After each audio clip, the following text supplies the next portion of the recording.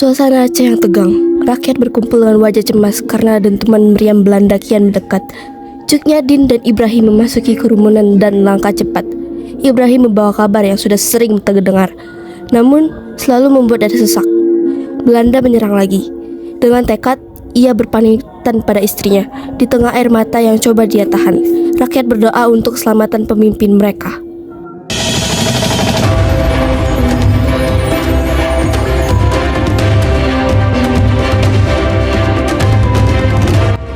Din, Belanda kembali menyerang. Aku harus pergi melihat perang. Berdoa abang, Aceh memerlukan keberanianmu. Semoga rahmat Tuhan selalu memberkatimu Tuan Ibrahim. Kami akan menjaga yang hadir di sini. Benar Tuan Ibrahim, kemenangan berpihak pada rakyat Aceh.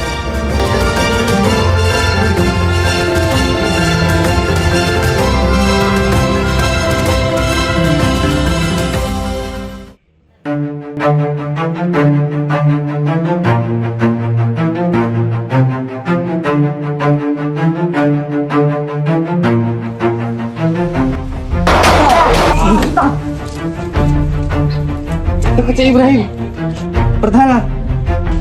Pergilah prajurit, jaga Nyonya Din. Baiklah. Kenapa prajurit? Din, Teguh Cik Ibrahim gugur. Apa? Cut Nyadim menahan air mata, lalu berdiri tegar. Air mata ini untuk doa, bukan untuk kelemahan. Teruskan perjuangan prajurit. Suasana berubah menjadi persiapan perang. Prajurit perempuan bergerak cekatan, mempersiapkan senjata dan strategi. Ketegangan terasa, namun keberanian jauh lebih besar. Teuku Umar datang menawarkan diri bergabung. Ajakan itu diterima Din tanpa ragu. Semakin banyak yang membela Aceh, semakin besar harapan menang.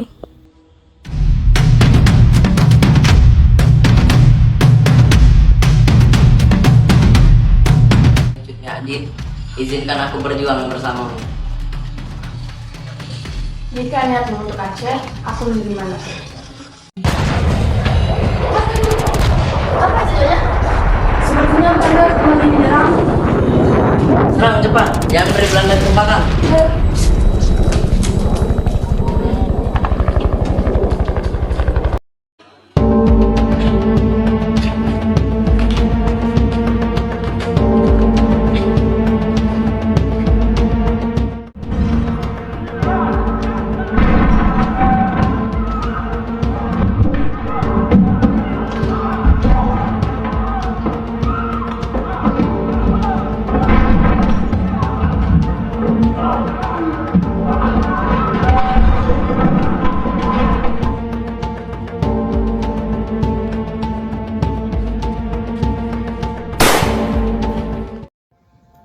Suasana muram.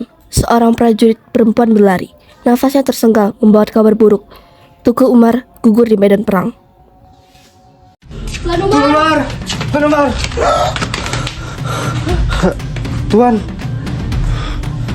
Tuan Umar.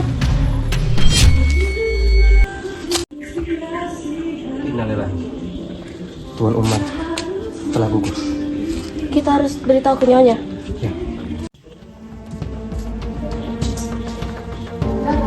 Ya, Tuan Teuku Umar telah gugur. Ibu, apa yang kita lakukan? Perjuangan harus kita lanjutkan. Umar telah pergi, tapi Aceh belum kalah. Ayo. Hutan Aceh menjadi saksi gerilya kecil yang tersisa. Langkah mereka berat, tenaga menipis, dan Din mulai kehilangan kemampuan melihat. Namun semangatnya masih menyala. Prajurit-prajurit muda berusaha menjaga Din, tetapi kondisi pasukan sangat memprihatinkan. Ketika makanan habis dan Belanda makin dekat, prajurit mengambil keputusan pahit, pengkhianatan demi menyelamatkan Din, meski harus menanggung rasa yang berat. Ibu bertahan ibu. Nyonya Din hampir tidak bisa melihat. Beristirahatlah. Tidak. Selama nafas ini ada, aku akan terus memimpin Aceh. Bagaimana ini pasukan hampir kehabisan makanan? Apa yang harus kita lakukan?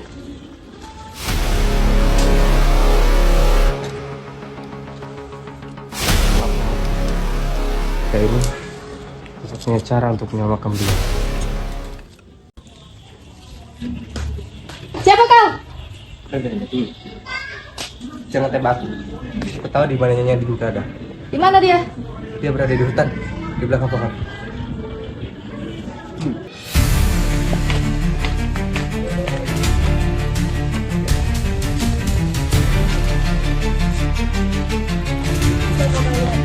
Jadi, serahkan diri. Hentikan peperangan ini. Tangkap dia. Lepaskan Nyonya Din. Ibu, jangan tinggalkan kami semua. Lepaskan. Tidak, Nyonya Din. Kalian hanya bisa menangkap tubuhku, tapi tidak semangat Aceh. Oh dia. Setelah ditangkap, Cut Nyadin dibawa jauh dari tanah kelahirannya, Aceh. Tanah recang yang ia cintai perlahan menghilang di balik gelombang laut. Belanda membuangnya ke Sumedang, Jawa Barat, tempat yang asing baginya.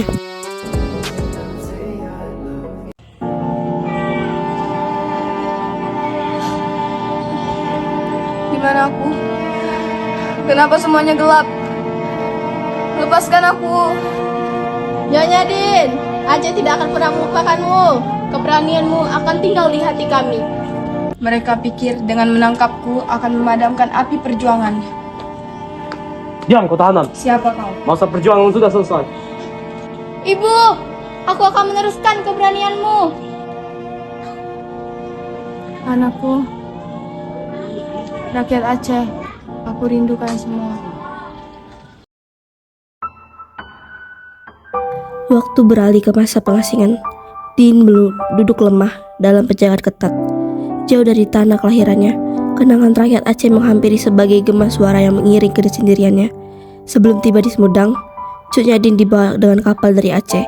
Ia tidak diberi kesempatan berpamitan kepada rakyatnya. Belanda ingin memutus hubungan antara sang Suryadi dan tanahnya.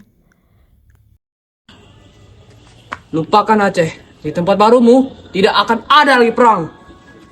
Ucapkan selamat tinggal pada Aceh, wahai Cut Nyadin. Belanda mengira membuangnya akan mematikan perlawanan, namun Din tetap berdiri meski tubuhnya goyah. Dalam ingatannya, ia masih melihat putrinya dan rakyat Aceh yang pernah dipimpinnya.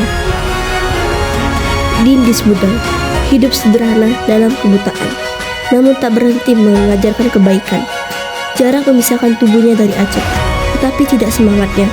Bahkan di dalam kapal menuju pengasingan, ketika dipaksa melupakan tanahnya, Din tetap tegar.